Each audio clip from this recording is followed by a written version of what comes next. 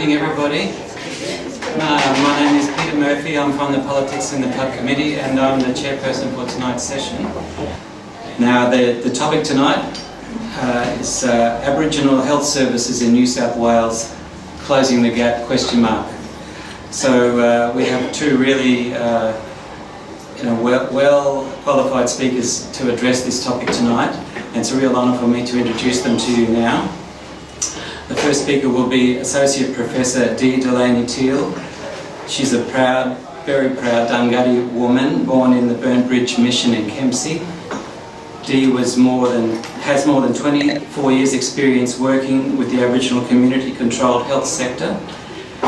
Dea worked for the National Aboriginal Community Controlled Health Organisation, NACCHO, for almost 11 years and was its Chief Executive Officer for 8 years between 2000 and November 2010. Dea was instrumental in establishing the National Aboriginal and Torres Strait Islander Women's Alliance and was chair for a time as well as the Chief Executive Officer. Dea also headed the Population Health and Research Unit at the Aboriginal Medical Service, Western Sydney. Dea has a postgrad in Health Management from the University of New England, a Masters in Public Health from the University of New South Wales, and is currently completing a doctorate in Public Health at the University of New South Wales. Dea is very passionate about applying the principle of self-determination for her Aboriginal community at all levels. Thanks, Peter. Thanks for the invitation. I'd like to pay my respects to the traditional owners of this country we're standing on today, the Gadigal clan of the Eora Nation. And I don't need to say too much more about myself, I think it's all been said. So, I guess, I know this is being filmed, so I'll be as frank as I can, obviously, and basically tell you facts. So, we want to talk about the Aboriginal Medical Service in Western Sydney. And I've got this presentation here that I've done at different times, and but I'll talk a bit about it at the end as well. Brad and I are going to do a tag team here, so I'll do the first part of the presentation, and then Brad will follow up with the rest of it.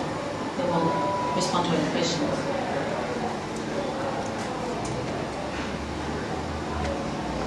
So, what I wanted to talk about was Aboriginal Community Controlled Health Services. I've worked in Aboriginal health, as Peter said, for almost 25 years at every different level for communities. So, and our services are the torchbearers of primary health care on the planet. So we actually know what we're doing with this sort of stuff. I guess we need to be respected a bit more for our work in this area. So just to give you a bit of a timeline on the Aboriginal Community Controlled Health sector, it's been 48 years since the 1967 referendum. It's been 44 years since the first Aboriginal medical service was established at Redfern, just up the road here. 41 years since NACCHO, or its predecessor, NAHO, the National Aboriginal and Islander Health Organisation, was established. 39 years since Australia signed up to the International Convention on Economic, Social and Cultural Rights. So we've been a signatory to that since 76. 37 years since the Hu Alma Ata Declaration for Primary Health Care. And I do understand that some of our Aboriginal leadership of the day back then actually attended that conference in Alma Ata in Russia and helped them formulate the Hu Alma Ata Declaration. Pretty interesting history. So why were our services established? Well, at the time, in 1967, the states were mainly responsible for health services. There was a high level of segregation to protect the white working race, that's what they called it at the time. I mean, I was born on Burnt Bridge Mission. My mother wasn't allowed to give birth to us in the hospital at all, so it's like, Freedom of movement by Aboriginal peoples was restricted. We had to get permits to go off the missions. Incompetence and neglect by health service providers was tolerated. There was considerable variation in the quality of health services, especially in the state-run missions. Many country hospitals refused Aboriginal peoples. Hospitals had native wings, often a tin shed out the back or on the verandas.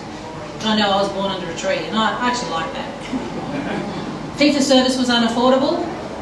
In Queensland, pensions and wages of Aboriginal peoples were confiscated to pay for health services provided. Health programs were imposed and changed rapidly with little reference to local people. There were rapid changes with increased urban fringe camps. The Commonwealth increased its role. Specific purpose grants were paid to the states. Medibank was established. The community health program was introduced to promote primary health care services. As I said, the first Aboriginal Community Controlled Health Service, or AMS, we fondly refer them to Aboriginal Medical Service, was established in 1971. It foreshadowed the WHO Declaration on Primary Health Care, a triumph of Aboriginal people's self-determination, providing solutions to health problems through comprehensive primary health care. It was a response to poor quality mainstream services, and it was a result of blatant discrimination experienced in mainstream services, the ill health and premature deaths of Aboriginal people, and the need for culturally appropriate and accessible health services. There was minimal funding for our sector. Many were established from international donations, loans from STAR, and assistance from AMS Redfern, Melbourne and Alice Springs. AMS Redfern received its first Commonwealth grant in 1973. NACHO, our peak body, was established in 1974 to promote the establishment of culturally appropriate and Aboriginal community-controlled primary health care services. There's about more than 150 Aboriginal community-controlled health services around the country now. There was a prevailing belief that Aboriginal organisations were not up to it, and I've got to say that that is still the case today, from many, many angles. They were a direct challenge to state government provision, which was thought to be adequate. And I know with the policies and things that were developed, non-Aboriginal people, ministers and so forth, do get a lot of kudos for it, but they didn't move on it without us pressuring them, our forebears pressuring them. So Aboriginal and Torres Strait Islander Australians, we don't say Indigenous. Everybody who's born here is Indigenous. We're Aboriginal or Torres Strait Islander. And I would say, I've said to the Italians and the Greeks, how about we just call you guys, put you in the one bucket. So I know with the policy development process, they always now refer to us as Indigenous. And it's a real violation of our human rights. It's also disrespectful. It is also, this is my Masters in Public Health sort of coming through here. We have different epidemiological factors that need to be considered as well. On the mainland, Aboriginal men die younger. Up in the Torres Strait, it's their women that die younger, and there's different reasons for that. But, we're round. We might be pieces of fruit, but we're different. So, Aboriginal and Torres Strait Islander Australians do not access health services to the level expected, given their health status for two main reasons: an inadequate supply of comprehensive Aboriginal primary health care services, and inequitable share of mainstream programs lie at the heart of the problem. Government funding distributions ignore demographic trends and health needs. And I know there's been reports after reports, and Frank, my brother down there in the back, can talk about many reports from the Productivity Commission have stated that they should fund communities based on need, not on, whether it's not political, which is often the way it goes.